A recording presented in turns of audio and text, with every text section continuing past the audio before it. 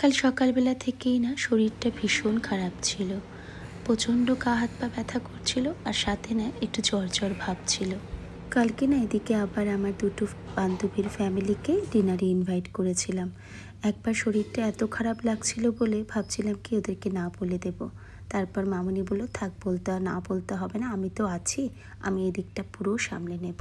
মামুনি কাল রান্না করেছিল ফিশ কাটলেট, মুরগ পোলাও আর চিকেন রেজালা। ভেবেছিলাম কি ওদের জন্য ডেজার্টটা কালকে আমি তৈরি করব, কিন্তু হট করে শরীরটা এত খারাপ লাগার জন্য আমি না ডেজার্ট করতেই পারলাম না। এই কারণে বাবা গিয়ে শপিং সেন্টার থেকে মিষ্টি আর আইসক্রিম নিয়ে এসছে।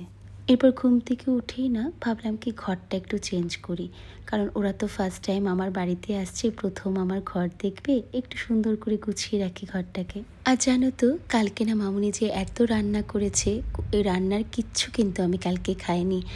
আর মামুনির হাতের মুগ পোলাওটা এত টেস্টি হয়, তাও আমি খাইনি, কারণ আজকে যেহেতু রাধাষ্টমী, তো কালকে আমি পুরোটা দিনই ভেজ খেয়েছিলাম, কারণ আজকে না আমি সারা দিন উপোস থাকবো। আর জানো তো মামুনি না মুগ পোলাও ভীষণ ভালো বানায়। আমার খুব ইচ্ছে ছিল তোমাদের সাথে এই রেসিপিটা শেয়ার করার, কিন্তু কালকে শরীরটা এতটাই খারাপ ছিল যে আমি এই রান্নার ভিডিও করতেই পারিনি। নেক্সট টাইম যদি মামুনি আবার এটি বানায়, আমি শিওর তোমাদের সাথে এই রেসিপিটা শেয়ার করব। সত্যি কালকে যদি মামুনি আমার কাছে না থাকতো, তাহলে হয়তো আমার এই ডিনারের ইনভিটেশনটা কালকে ক্যান্সেলই করে দিতে হতো।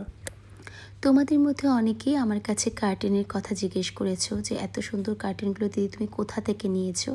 আমি সমস্ত কার্টেনই কিন্তু পানিপাত থেকেই নিয়েছি, লোকাল শপ থেকে নিয়েছি, তাই এটা লিঙ্ক দেওয়া সম্ভব না। বাট হ্যাঁ, অর্গেনজা কার্টেনগুলো যেটা দেখছো বা শেয়ার কার্টেনগুলো দেখছো, সেগুলোর লিঙ্ক আমি তোমাদের সাথে শেয়ার করতে পারবো, কারণ সেগুলো সবই আমার অ্যামাজন থেকে নেওয়া।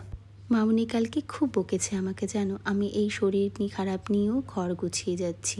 মামুনি বলছে কি দরকার আছে, তোর ঘর তো পরিষ্কারই থাকে, থাক না এরকমভাবেই রাখ, কি আছে, ওরা তো জানেই তোর ঘর কিরকম রাখিস তুই। আমি তখন মামুনিকে বললাম, যেই কাজটা তুমি মন থেকে করতে ভালোবাসো না, সেই কাজটাতে যতই তোমার শরীর খারাপ থাকুক না, ওই কাজটা করতে তোমার আলাদা এনার্জি থাকবেই তোমার সব সময়ের জন্য।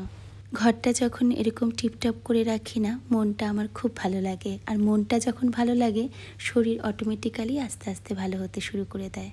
আমার এক ভিউয়ার সিমি সুমু বলেছে, তোমার ভিডিওর জন্য অপেক্ষা করে থাকি, তুমি কত শান্তভাবে কথা বলো, কথাগুলো শুনতে খুব ভালো লাগে তোমার সব ভিডিও দেখি, এরপর কোনো ভিডিওতে আমার কমেন্টটা দিদি পড়ো প্লিজ, আমার খুব ভালো লাগবে। Thank you so much Simi, আমার ভিডিওকে এত ভালোবাসা দেওয়ার জন্য। আজকের ব্লগটা কেমন লাগলো জানিও। আজকের ব্লগটা এখানেই শেষ করছি। ভালো থেকো তোমরা, টাটা।